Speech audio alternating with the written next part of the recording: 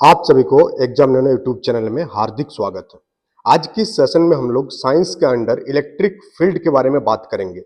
आपका जो साइंस का क्वेश्चन पूछा जाएगा आपका एग्जाम में, उसका लेवल आपको +2 तक का लेवल देखने को मिलेगा 1 to 5 वालों के लिए, और 6 to 8 वालों के लिए ग्रेजुएशन तक का लेवल आपको देखने को मिलेगा आपके एग्जाम में। तो आपको अब करना क्या है कि आपको जो है प्रिपरेशन का लेवल को भी बढ़ाना है।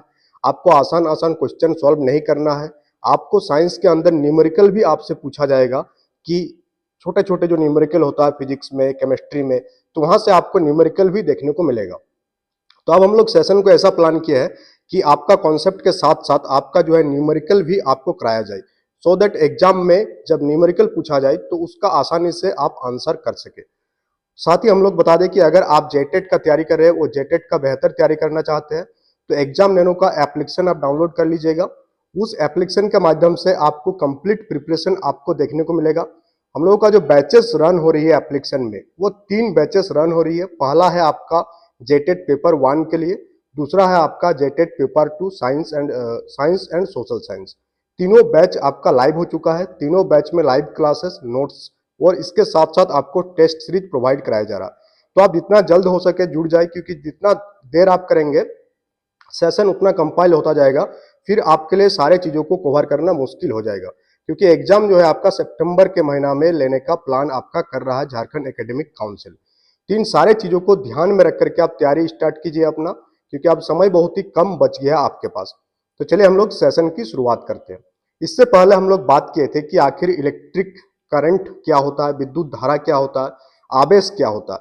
तो ये विद्युत क्षेत्र जो है, इसको समझने के लिए आपको सिंपली ये समझना है कि जब भी किसी भी जगह पर आवेश होता है, किसी पदार्थ में आवेश होता है, तो इस पदार्थ में जो है आपका अगर आवेश है इसमें, तो इसके चारों ओर एक फील्ड लाइन होगा, एक विद्युत क्षेत्र होगा, जिसे हम लोग क्या कहेंगे, इलेक्ट्रिकल फील्ड होगा।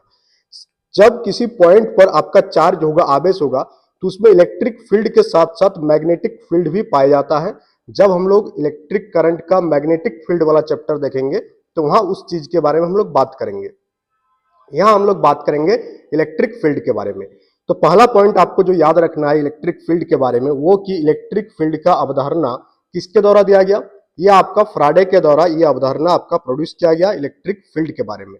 इलेक्ट्रिक फील्ड आपका एक सदिश राशि होता है। सदिश राशि बोलने का मतलब है कि इसमें परिमाण और दिशा आपको दोनों देखने को मिलेगा। मैग्नीट्यूड एंड डायरेक्शन दोनों आपको देखने को मिलेगा। किसमें, आपका इलेक्ट्रिक फील्ड में, विद्युत क्षेत्र में। परिमाण को हम लोग इंग्लिश में मैग्नीट्यूड कहते हैं और दिशा को हम लोग डायरेक्शन कहते हैं। अगर इसकी फॉर्मूला की अगर हम लोग बात करें, तो electric field E equal to होता है F/Q0। फॉर्मूला क्या हो जाएगा, ये फॉर्मूला आप याद रखिएगा। इस फॉर्मूला को आप रट लीजिएगा, याद नहीं रख पा रहे आप तो, क्योंकि इसी फॉर्मूला बेस्ड आपका न्यूमेरिकल आपसे पूछा जाएगा। अब यहाँ पर F क्या होता है, सबसे पहला आपका दिमाग में आ रहा होगा कि आखिर जो F लिखे है, इस F का क्या मतलब है। F मतलब होता है विद्युत बल। क्या होता है आपका, F हो गया आपका इलेक्ट्रिकल फोर्स। हम लोग जानते हैं कि नेचर में 4 प्रकार का फोर्स हम लोग पाया जाता है, उन्हीं में से एक है विद्युत बल। तो E इक्वल टू E यानी कि electric field equal to F/Q0। यहाँ पर आपका Q0 क्या है, अगर आपसे पूछ दिया जाए Q0 क्या है, तो Q0 आपका परीक्षण आवेश को डिनोट करता है। तो ये सारे कॉन्सेप्ट बहुतों को थोड़ा हार्ड लग सकता है। बहुत कोई क्या करेंगे, यूट्यूब में आएंगे, इलेक्ट्रिक फील्ड के बारे में आपसे जो है क्लास 8 या 10th का कॉन्सेप्ट बता के चले जाएंगे, जो आपके लिए कोई काम का नहीं होगा। क्योंकि एग्जाम में साफ साफ वहां लिखा हुआ +2 लेवल एंड ग्रेजुएशन लेवल तक का कॉन्सेप्ट आपको आना चाहिए। अब अगर हम लोग देखेंगे कि इस विद्युत क्षेत्र की दिशा होती है, मान लेते हैं कि कोई धनात्मक आवेश है, यानी कि पॉजिटिव चार्ज है, तो पॉजिटिव चार्ज के केस में विद्युत क्षेत्र की दिशा कैसा होगा। पॉजिटिव चार्ज के केस में विद्युत क्षेत्र की जो दिशा होगा, ये E है आपका इलेक्ट्रिकल फील्ड है, ये होगा आपका चार्ज से बाहर की ओर जाएगा। बट यही चार्ज अगर आपका नेगेटिव चार्ज हो, तब इलेक्ट्रिकल विद्युत क्षेत्र की जो लाइन होगा या दिशा होगा, वो आवेश की ओर होगा, आवेश की ओर होगा। यहाँ आप साइन देख पा रहे होंगे, सो दैट आप आसानी से समझ में आ जाए आपको। तो धनात्मक आवेश के केस में ये आपका आवेश से दूर भागेगा, ऋणात्मक आवेश के केस में ये क्या होगा, आपका आवेश की ओर निर्देशित होगा। यहाँ पॉइंट आपको अब क्लियर हो गया कि विद्युत क्षेत्र की दिशा क्या होती है। और ये डायग्राम आप बहुत जगह देखे होंगे, जहां प्लस से निकल कर माइनस की ओर जा रहा है, अब ये डायग्राम आपको समझ में आया ना कि क्यों ये डायग्राम होता है। ये डायग्राम में आपको साफ साफ दिख रहा है जो प्लस है आपका, यहाँ से क्या होगा, इलेक्ट्रिकल फील्ड लाइंस निकलेगा और ये निकल कर किधर जा रहा है आपका, नेगेटिव की ओर जा रहा है। तो नेगेटिव में क्या होगा, नेगेटिव में पॉइंट की ओर आएगा और पॉजिटिव चार्ज में क्या होगा, पॉजिटिव चार्ज में ये चार्ज से बाहर निकलते हुए प्रतीत होगा। ये सारा आपका इमेजिनरी लाइंस है, काल्पनिक लाइंस है, बट आपका कॉन्सेप्ट समझने के लिए जरूरत है। यहाँ पर आपको आपके लिए एक डायग्राम रखा गया है जहां पर ये चार्ज लाइंस जो है कहां से किधर जा रहा है, प्लस से माइनस की ओर जा रहा है। यहाँ पर भी आप देख पा रहे हैं जो इलेक्ट्रिकल फील्ड लाइंस है वो प्लस से किधर की ओर जा रहा है, माइनस की ओर जा रहा है। तो यहां से अब हम आप लोगों के लिए एक न्यूमेरिकल रखे हैं और इस न्यूमेरिकल को आप समझिए। इस टाइप के न्यूमेरिकल आपका एग्जाम में पूछा जाएगा। साथ ही ये पॉइंट भी आप देख लीजिए कि अध्यारोपण का सिद्धांत जो है आपका विद्युत क्षेत्र पर भी लागू होगा। ये अध्यारोपण का सिद्धांत क्या होता है कि जब बहुत सारे जो पॉइंट चार्ज होता है अलग अलग डायरेक्शन में होता है और जब हम उन लोगों का एक रिजल्टेंट फोर्स निकालते हैं तो ये रिजल्टेंट फोर्स बराबर क्या हो जाता है, इन सारों को जोड़ देते हैं उसके बराबर होता है। इसी चीज को हम लोग अध्यारोपण का सिद्धांत के नाम से जानते हैं। इसको समझाते हैं और एक बार आपको बढ़िया से, जैसे यहाँ Q1 है, यहाँ Q2 है, यहाँ Q3 है और Q4 है। अब इन चारों चार्ज का हम लोग रिजल्टेंट फोर्स निकालेंगे तो क्या आपका हो जाएगा, resultant force equal to F12, यानी कि Q1 और Q2 के बीच जो फोर्स लगा F12 आ गया, Q2 और Q3 के बीच जो लगा वो हो जाएगा आपका 2-3, तो 2-3 प्लस आपका 1 और 4 के बीच जो लगा। ये जो कॉन्सेप्ट है इसे हम लोग अध्यारोपण के सिद्धांत के नाम से जानते हैं। Let's move to the numerical. अब न्यूमेरिकल किस प्रकार से आपको पूछा जाएगा, न्यूमेरिकल जो भी पूछा जाएगा आपको वो एक या दो लाइन में सॉल्व हो जाएगा। उस टाइप का एमसीक्यू वाला न्यूमेरिकल आपको देखने को मिलेगा। तो बहुत ज्यादा डरने की बात नहीं है कि आपके पास पूरा का पूरा एकदम हाईफाई वाला फिजिक्स का नॉलेज होना चाहिए, आईआईटी जेईई वाला या इंजीनियरिंग एंट्रेंस वाला, उतना भी नहीं, बट एक लेवल तक तो आपको आना ही चाहिए जहां आप क्या कर सके, एक सिंपल फॉर्मूला से आप न्यूमेरिकल बना सके। तो जैसे अभी आपको एक सिंपल फॉर्मूला यहाँ पर समझा है कि E यानी कि इलेक्ट्रिक फील्ड इक्वल टू क्या होता है, F/Q0। अब इसी से आपको क्या हो जाएगा, न्यूमेरिकल सॉल्व हो जाएगा। देखिए यहाँ पर यहाँ क्या बोला जा रहा है, पहले ध्यान से पढ़िए न्यूमेरिकल को। न्यूमेरिकल क्या बोला जा रहा है कि किसी बिंदु पर रखे एक 3.5 माइक्रोकूलम्ब के बिंदु आवेश Q पर 8.5 इंटू 10⁻⁻4 न्यूटन का बल लग रहा है।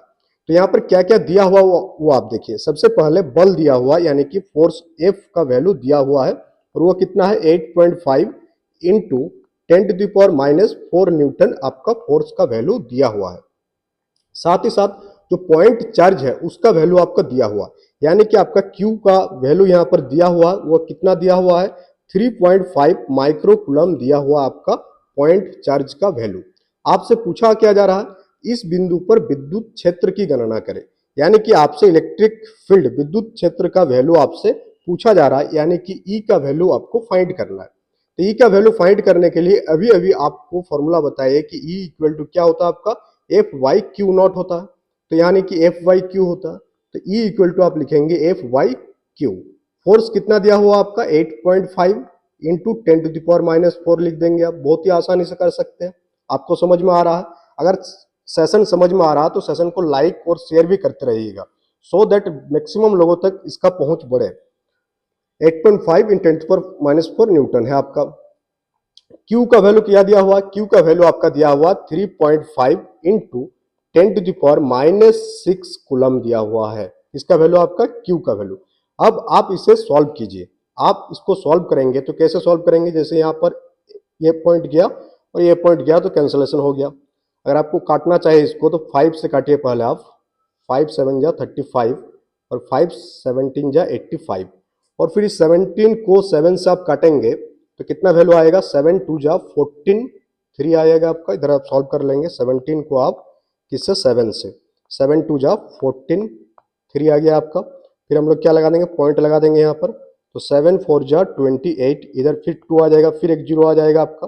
तो 7 2 जा हम लोग लिख सकते हैं या 7 3 जा सिंपली लिख सकते हैं। तो 2.43 इंटू, अब आप देखेंगे नीचे है 10⁻⁻6 और ऊपर है 10⁻⁻4। अब आप इसे कैंसिलेशन कर सकते हैं। तो जब आप इसे कैंसिलेशन करेंगे तो आपके पास कितना वैल्यू आ जाएगा, 10⁻2 का मान आ जाएगा। कितना आ जाएगा, -2 आ जाएगा। तो इस प्रकार से वैल्यू क्या हो जाएगा इसका 2.43 इंटू 10⁻², न्यूटन पर कूलम्ब, क्योंकि यहाँ ऊपर में न्यूटन था, नीचे आपका कूलम्ब था। तो आप यहाँ पर समझ में आ रहा आपको कितना आसानी से आप एक न्यूमेरिकल को सॉल्व कर दिए।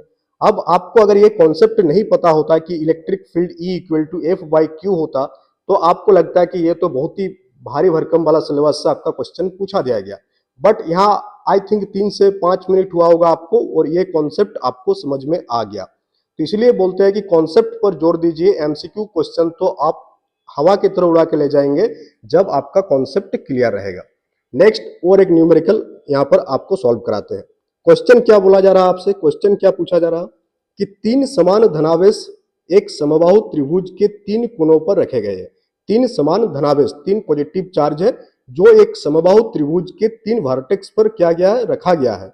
अब त्रिभुज के केंद्रक पर विद्युत क्षेत्र क्या होगा, इसका वैल्यू आपसे पूछा जा रहा है।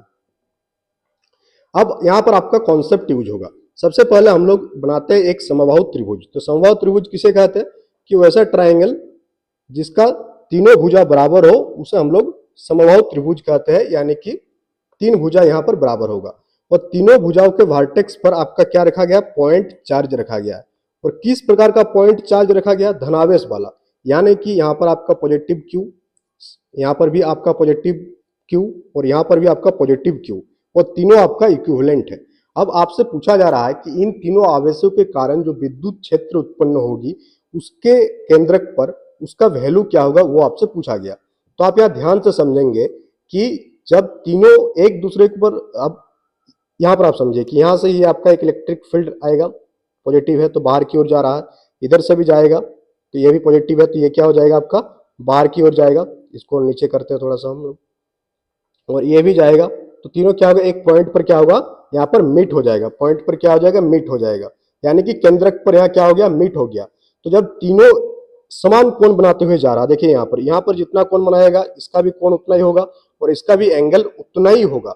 जब समान कोण बनाते हुए तीनों जाएगा तो तीनों समान बल का अनुभव करेगा, इक्विवेलेंट फोर्स का अनुभव करेगा, जिसके कारण जो है आपका परिणामी बल जो है, परिणामी बल क्या होगा, रिजल्टेंट फोर्स जो होगा वो आपका क्या होगा, शून्य होगा। रिजल्टेंट फोर्स आपका क्या होगा, शून्य होगा, जिसके कारण आपका इलेक्ट्रिक फील्ड क्या होगा, इसका इलेक्ट्रिक फील्ड का वैल्यू क्या होता है, F/Q होता है। और ऊपर में ही आपका जीरो आ गया है तो क्या हो जाएगा आपका, इसका इलेक्ट्रिक फील्ड जीरो हो जाएगा। तो ये कॉन्सेप्ट आपको याद रह जाएगा। इस टाइप का एमसीक्यू भी बना दिया जा सकता है। विद्युत क्षेत्र क्या होगा और 4 ऑप्शन आपको दे दिया जाएगा, A B C D, एक में जीरो रहेगा तो वो आपका आंसर हो जाएगा। यहाँ तक आपको चीजें समझ में आया कि नहीं, कमेंट बॉक्स में कमेंट करके आप जरूर बताइएगा कि ये सारा कॉन्सेप्ट आपको बहुत ही टफ लगा या बहुत ही आसान लगा। अब नेक्स्ट आपका एक टॉपिक आता है। नेक्स्ट टॉपिक है आपका कि किसी भी द्विध्रुव के कारण विद्युत क्षेत्र का वैल्यू क्या होगा या उसका फॉर्मूला क्या होता है। तो विद्युत द्विध्रुव, सबसे पहले आप समझेंगे कि द्विध्रुव क्या होता है। यानी कि द्विध्रुव मतलब कि 2 पोल है वहां पर और दोनों पोल पर आपका पॉइंट चार्ज है, तब उसे हम लोग क्या कहते हैं, द्विध्रुव कहते हैं। ये हो गया सबसे बेसिक और एकदम देसी भाषा में आपका जानकारी। तो पहला यहाँ पर एक पॉइंट है तो एक पोल हो गया, यहाँ पर भी एक पॉइंट है तो ये आपका दूसरा पोल हो गया। पहला पोल पर आपका Q पॉइंट चार्ज है और दूसरा पोल पर आपका -Q पॉइंट चार्ज है। और इन दोनों के बीच की दूरी क्या है आपका, इन दोनों का बीच का दूरी आपका हो जाता है, इसको हम लोग 2L मान लेते हैं। क्या मान लेते हैं, 2L। कितना दूरी है इसके बीच, 2L इसका दूरी है। 2L क्या है, इसका दूरी है। तो आपको डेफिनेशन में क्या याद रखना कि यदि 2 समान मात्रा में विपरीत आवेश एक छोटी दूरी से अलग हो, पृथक्कृत हो, तो ये पूरा का पूरा तंत्र क्या बनाता है, द्विध्रुव का निर्माण करता है। और ये जो आपका द्विध्रुव है, ये आपका जो द्विध्रुव, इसका जो फॉर्मूला होता है, द्विध्रुव आघूर्ण कहते हैं जिसे हम लोग, इसको कहते हैं हम लोग द्विध्रुव आघूर्ण। द्विध्रुव आघूर्ण, तो द्विध्रुव आघूर्ण का जो फॉर्मूला हो जाएगा वो आपका हो जाएगा P बराबर Q इंटू 2L। बस ये फॉर्मूला आपको याद रखना है। बाकी चीजें अगर आपको समझ में नहीं आ रहा है तो फॉर्मूला अगर आपको याद है तो आप न्यूमेरिकल बना सकते हैं। समझ में आ गया आपको कि द्विध्रुव किसे कहते हैं, कि जब 2 समान मात्रा के विपरीत आवेश, जैसे Q और Q दोनों क्या है, दोनों का मात्रा समान है बट दोनों विपरीत आवेश है, एक पॉजिटिव है और एक नेगेटिव है, और एक बहुत ही छोटा दूरी से दोनों अगर अलग अलग हो रहा है कि पूरा का पूरा सिस्टम को हम लोग कहते हैं द्विध्रुव। क्या कहते हैं इसको, द्विध्रुव। अब इस द्विध्रुव का ऐसा यूनिट आप याद रखिएगा, द्विध्रुव का ऐसा यूनिट क्या होता है? तो द्विध्रुव का ऐसा यूनिट याद रखना बहुत ही आसान है, Q इंटू 2L। तो Q यानी कि कुलम्ब, तो पहला हो जाएगा आपका कुलम्ब, और 2L यानी कि लंबाई की बात हो रहा, लेंथ की बात हो रहा, लेंथ का ऐसा यूनिट क्या होता है? मीटर। तो द्विध्रुव का जो ऐसा यूनिट होता है वो होता है आपका कुलम्ब मीटर। यहां तक आपको क्लियर हो गया। द्विध्रुव का कॉन्सेप्ट बहुत ही डीप में जाता है जब आप हायर लेवल पर स्टडी करेंगे, but examination point of view से इतना इंफॉर्मेशन आपके लिए काफी होता है द्विध्रुव के बारे में। अब हम लोग इससे जुड़ा हुआ, या न्यूमेरिकल नहीं डाला, इसके बाद न्यूमेरिकल होगा। अब हम लोग बात करेंगे किसके बारे में? विद्युत बल रेखा के बारे में। तो विद्युत बल रेखा के बारे में हम लोग नेक्स्ट डे बात करेंगे, जहां पर आपको बताएंगे कि विद्युत बल रेखा क्या होता है, इसका क्वालिटीज क्या होता है, ऋणात्मक आवेश, धनात्मक आवेश, द्विध्रुव के केस में विद्युत क्षेत्र रेखा या विद्युत बल रेखा की क्या गुण होता है, विद्युत रेखा के क्या क्या गुण होती है। उसके अलावा इससे जुड़े हुए न्यूमेरिकल और इससे जुड़ी हुई कुछ ऐसा कॉन्सेप्ट है जो सिर्फ और सिर्फ आपको हायर लेवल में देखने को मिलेगा। बाकी विद्युत चैप्टर को पढ़ाना बहुत ही आसान है। आप 10th क्लास के कॉन्सेप्ट को आप आधा घंटा में कंप्लीट करा के चले जा सकते हैं, बट उन सारे कॉन्सेप्ट से एग्जाम में कितना पूछा जाएगा ये कोई नहीं बता सकता है, क्योंकि सिलेबस आपका दिया नहीं गया है। सिलेबस आपको इतना ही पता है कि आपसे सिर्फ और सिर्फ क्लास 11 12 तक का पूछा जाएगा और ग्रेजुएशन लेवल तक का पूछा जाएगा। तो इसलिए बोला जा रहा है कि आप तैयारी जब कीजिए तो अपना लेवल को बढ़ाकर तैयारी कीजिए। इसके लिए आप डिफरेंट डिफरेंट मेथड का इस्तेमाल कर सकते हैं। आप एनसीईआरटी बुक को पढ़ सकते हैं। इसके अलावा आप कोई भी कोचिंग में या किसी भी कोर्स में जहां आपको बढ़िया से प्रोवाइड कराया जा रहा है, उन सारे कोर्सेज का नोट्स को आप एक्सेस कर सकते हैं। किसी भी चीज की तैयारी के लिए दो मेथड है, या तो आप सेल्फ स्टडी कर लीजिए अगर आपको सेल्फ स्टडी करने आता है, या दूसरा आप किसी का स्कैफोल्डिंग ले सकते हैं। इन दोनों में से जो भी मेथड आपको अच्छा लगे उन मेथड के साथ आप तैयारी स्टार्ट कर दीजिए। अब आप सोचते रहिएगा कि सिलेबस आएगा तब तैयारी करेंगे, तो वो सिलेबस आपको कभी देखने को नहीं मिलेगा और एग्जाम पार हो जाएगा। क्योंकि सिलेबस अगर देना रहता जैक को तो उसी दिन जिस दिन आपका नोटिफिकेशन रिलीज हुआ था उसी दिन सिलेबस जो है आपको दे देता, बट अभी तक जब नहीं दिया है तब हम लोग यही मान के चलेंगे कि सिलेबस नहीं मिलेगा और उसी के अकॉर्डिंग आपको तैयारी करना है। तो चलिए मिलते हैं नेक्स्ट सेशन में। Thank you for attending the session. Channel में नए हैं तो चैनल को सब्सक्राइब कर लीजिएगा। साथ ही आप टेलीग्राम चैनल को ज्वाइन कर सकते हैं और एग्जाम नैनो एप्लीकेशन को आप प्ले स्टोर से डाउनलोड कर सकते हैं। Thank you.